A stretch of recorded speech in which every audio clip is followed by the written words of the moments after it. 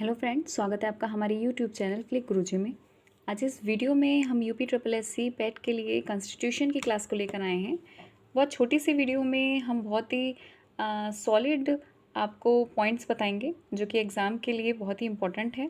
तो चलिए वीडियो को स्टार्ट करते हैं। लेकिन वीडियो को स्टार्ट करने से पहले आपने अगर अब तक हमारे चैनल को सब्सक्राइब नहीं करा है तो प्लीज़ हमारे चैनल को जाकर सब्सक्राइब कर लीजिए। तो चलिए वीडियो को स्टार्ट करते हैं। वीडियो अगर आपके लिए हेल्पफुल रहे तो वीडियो को लाइक और शेयर करना बिल्कुल मत भूलिएगा। बहुत ही छोटी सी वीडियो में बहुत ही इफेक्टिव आपको पॉइंट्स बताते हैं जो कि एग्ज़ाम के लिए बहुत ही इंपॉर्टेंट है। समितियाँ व उनके अध्यक्ष, जो कॉन्स्टिट्यूशन की जो समिति बनी थी संविधान की, उसकी समिति और उसके अध्यक्ष को बताना है। तो देखिए, संचालन समिति जो है उसके अध्यक्ष हैं डॉक्टर राजेंद्र प्रसाद। संचालन समिति के जो अध्यक्ष हैं वो डॉक्टर राजेंद्र प्रसाद हैं। संघीय संविधान समिति के अध्यक्ष पंडित जवाहरलाल नेहरू जी हैं। संचालन समिति के अध्यक्ष हैं डॉक्टर राजेंद्र प्रसाद, इसे याद रखिएगा। संचालन समिति के अध्यक्ष कौन है? डॉक्टर राजेंद्र प्रसाद हैं। संघीय संविधान समिति के अध्यक्ष हैं पंडित जवाहरलाल नेहरू। प्रांतीय संविधान समिति के अध्यक्ष हैं सरदार वल्लभ भाई पटेल। प्रांतीय संविधान समिति के अध्यक्ष हैं सरदार वल्लभ भाई पटेल। प्रारूप समिति के अध्यक्ष हैं डॉक्टर भीमराव अंबेडकर जी। सबसे इंपॉर्टेंट समिति प्रारूप समिति है। प्रारूप समिति के अध्यक्ष हैं डॉक्टर भीमराव अंबेडकर जी। संघ शक्ति समिति के अध्यक्ष हैं पंडित जवाहरलाल नेहरू जी। फिर से एक बार बताती हूँ। संचालन समिति के अध्यक्ष हैं डॉक्टर राजेंद्र प्रसाद जी। संघीय संविधान समिति के अध्यक्ष हैं पंडित जवाहरलाल नेहरू जी। प्रांतीय संविधान समिति के अध्यक्ष हैं आपके सरदार वल्लभ भाई पटेल जी। प्रारूप समिति के अध्यक्ष हैं आपके डॉक्टर भीमराव अंबेडकर जी। ठीक है।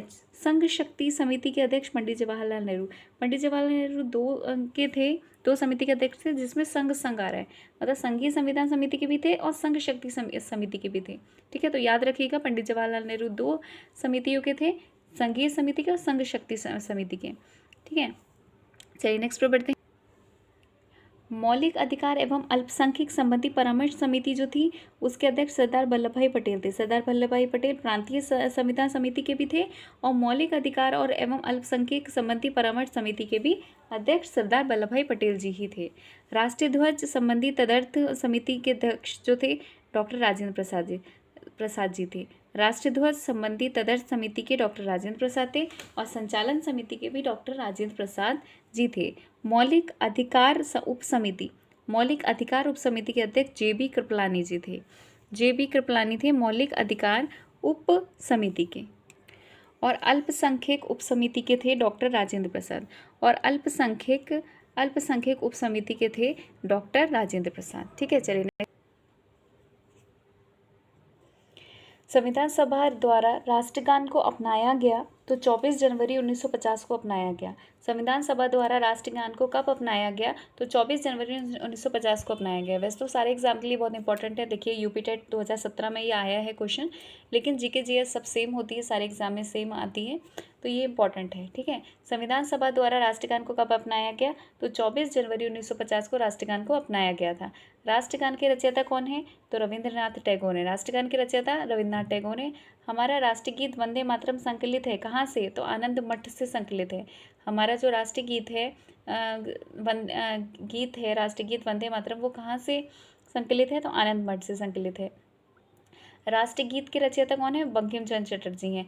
राष्ट्रगान के रविंद्रनाथ टैगोर हैं, याद रखिएगा, और राष्ट्रीय गीत के बंकिम चंद्र चटर्जी हैं। भारत के राष्ट्रीय पशु क्या है? तो बाघ है। भारत का राष्ट्रीय पशु क्या है? भारत का राष्ट्रीय पक्षी मोर है। भारत का राष्ट्रीय पशु बाघ है। भारत का राष्ट्रीय पक्षी मोर है। भारत का राष्ट्रीय वृक्ष क्या है? तो बरगद है। भारत का राष्ट्रीय वृक्ष बरगद है। देखिए, पेट में आपके बहुत ज़्यादा हाईफाई क्वेश्चंस नहीं आते हैं, बहुत ही अपर लेवल के नहीं आते हैं। आपसे जो जनरल नॉलेज है वो पूछी जाती है। ठीक है, तो ये आपको पता होना चाहिए, नॉर्मल से क्वेश्चंस। भारत का राष्ट्रीय वृक्ष क्या है? बरगद है। भारत का राष्ट्रीय पुष्प कमल है। भारत का राष्ट्रीय फल आम है। भारत की राष्ट्रीय नदी गंगा है। भारत का राष्ट्रीय जलीय जीव गंगा डॉल्फिन है। भारत का राष्ट्रीय गान जन गण मन है। भारत का राष्ट्रीय गान जन गण मन है। ठीक है, भारत का राष्ट्रीय गीत वंदे मातरम है। भारत का राष्ट्रीय गीत वंदे मातरम है। भारत का राष्ट्रीय पंचांग शक संवत पर आधारित ग्रेगरियन कैलेंडर है। भारत का राष्ट्रीय पंचांग आपका शक संवत पर आधारित राष्ट्रीय ग्रेगरियन कैलेंडर है। ठीक है, चलिए अब मौलिक अधिकार के बारे में आप कुछ बात कर लेते हैं। तो मौलिक अधिकार कहाँ से लिए गए हैं? तो मौलिक अधिकार जो लिए गए हैं आपके, वो आपके अमेरिका से लिए गए हैं, संयुक्त राज्य अमेरिका से लिए गए हैं मौलिक अधिकार। ठीक है, भाग 4 में आते हैं। समता, पहला जो है आपका समता का अधिकार है। कहाँ से कहाँ तक है आपका मौलिक अधिकार? तो 14, अनुच्छेद 14 से 32 तक है। अनुच्छेद 14 से 32 तक है। समता समानता का अधिकार अनुच्छेद 14 से 18 तक है। स्वतंत्रता का अधिकार 19 से 22 तक है। शोषण के विरुद्ध अधिकार अनुच्छेद 23 में है। धार्मिक स्वतंत्रता का अधिकार अनुच्छेद 25 से 28 तक है। संस्कृति और शिक्षा संबंधी अधिकार अनुच्छेद 29 से 30 तक है। और आपका संवैधानिक उपचारों का अधिकार जो है आपका अनुच्छेद 32 में है। ठीक है, तो क्या बताया गया है इसमें मौलिक अधिकार कि हर नागरिक को, भारत के प्रत्येक नागरिक को ये जो अधिकार हैं ये मिलेंगे ही मिलेंगे। ठीक है, समता का अधिकार मतलब समानता का अधिकार। समता का अधिकार से मतलब है समानता का अधिकार कि हर व्यक्ति, भारत का प्रत्येक नागरिक समान व्यवहार, समान वर्ण जाति, चाहे किसी भी उसका हो, जाति का, लिंग का, उसमें भेद ना हो। ठीक है, तो वो समानता का अधिकार है अनुच्छेद 14 से 18 तक। स्वतंत्रता का अधिकार, भारत का प्रत्येक नागरिक कहीं भी जाकर अपना कारोबार कर सकता है, कहीं भी रह सकता है, कहीं भी अपना जीवन यापन कर सकता है, भारत के अंदर उसको इसकी स्वतंत्रता है। ठीक है, शोषण के विरुद्ध अधिकार, अगर कोई शोषण हो रहा है तो उसके विरुद्ध भी अधिकार है।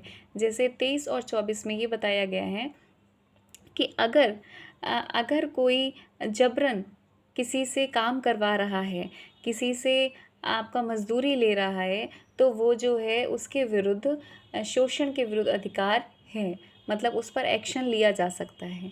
ठीक है, 24 में बताया गया अनुच्छेद 24 में कि अगर कोई 14 वर्ष से कम उम्र का बच्चे को अगर कोई काम में लगाया जा रहा है, किसी कारखाने में लगाया जा रहा है, तो वो आपका कानूनी जुर्म है। ठीक है, कानूनी जुर्म है। अगर बच्चे को कोई ऐसा काम है जिसमें रिस्क नहीं है तो वो बच्चा काम कर सकता है अगर उसको ज़रूरत है।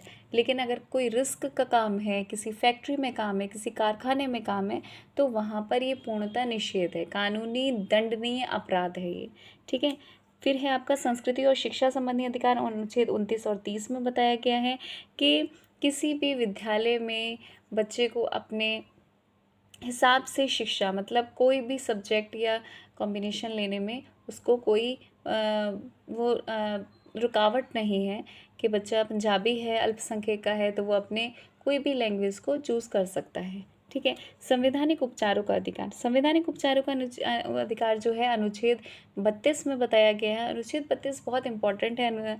बताया गया कि अगर मौलिक अधिकार, अगर ये जितने भी मौलिक अधिकार बताए हैं, अगर इनमें से कोई भी मौलिक अधिकार कोई लागू नहीं हो रहा है या कोई लागू नहीं कर रहा है, तो संविधान उपचारों का अधिकार का मतलब ये है कि ये आप कोर्ट में जाके इसको आप लागू करवा सकते हैं। ठीक है ना, ये संवैधानिक उपचारों का अधिकार। संवैधानिक उपचारों के अधिकार को जो संविधान के निर्माता हैं डॉक्टर भीमराव अंबेडकर जी, उन्होंने इसे संविधान की आत्मा कहा है।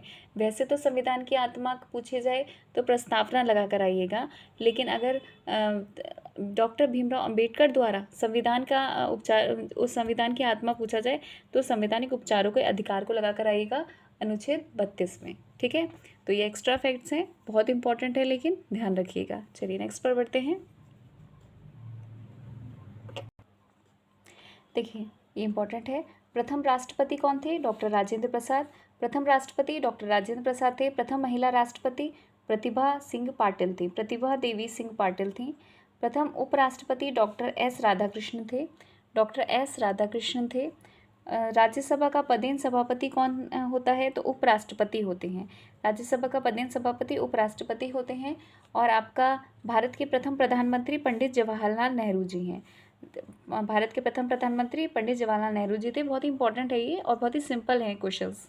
भारत के प्रथम महिला प्रधानमंत्री श्रीमती इंदिरा गांधी हैं। और प्रथम महिला लोकसभा अध्यक्ष मीरा कुमार हैं। बहुत सारे बच्चों को ये सारे क्वेश्चंस पता होंगे, लेकिन फिर भी जिन बच्चों को नहीं पता है उनके लिए इम्पोर्टेंट है। और सबसे अल्प समय 13 दिन के प्रधानमंत्री अटल बिहारी वाजपेयी जी बने। सबसे अल्प समय 13 दिन के प्रधानमंत्री जो हैं अटल बिहारी वाजपेयी जी हैं। फिर से एक बार बता देते हैं, प्रथम राष्ट्रपति कौन थे? तो प्रथम राष्ट्रपति डॉक्टर राजेंद्र प्रसाद थे। प्रथम महिला राष्ट्रपति प्रतिभा देवी सिंह पाटिल थी। प्रथम उपराष्ट्रपति डॉक्टर एस राधाकृष्णन थे। राज्यसभा का पदेन सभापति कौन होता है? तो उपराष्ट्रपति होते हैं। भारत के प्रथम प्रधानमंत्री जो हैं पंडित जवाहरलाल नेहरू जी हैं। भारत की प्रथम महिला प्रधानमंत्री श्रीमती इंदिरा गांधी हैं। भारत प्रथम महिला लोकसभा अध्यक्ष मीरा कुमार हैं। और सबसे अल्प समय 13 दिन के जो प्रधानमंत्री बने हैं वो आपके अटल बिहारी वाजपेयी जी ही बने हैं। चलिए नेक्स्ट पर बढ़ते हैं। देखिए, महत्वपूर्ण अनुसूचियाँ तो आपको पता होंगी कि जो संविधान है, संविधान में 12 अनुसूचियाँ हैं। इस टाइम पे संविधान में 12 अनुसूचियाँ हैं, लेकिन जो संविधान जिस टाइम बना था, ठीक है, चलिए प्रथम अनुसूची को हम देखते हैं। जो पहले संविधान में जो अनुसूचियाँ थी उस टाइम पे जिस टाइम बना था तो उस टाइम पे 8 अनुसूचियाँ थी। वर्तमान समय में 12 अनुसूचियाँ हैं। तो डिस्कस करते हैं कौन सी अनुसूची किससे रिलेट करती है।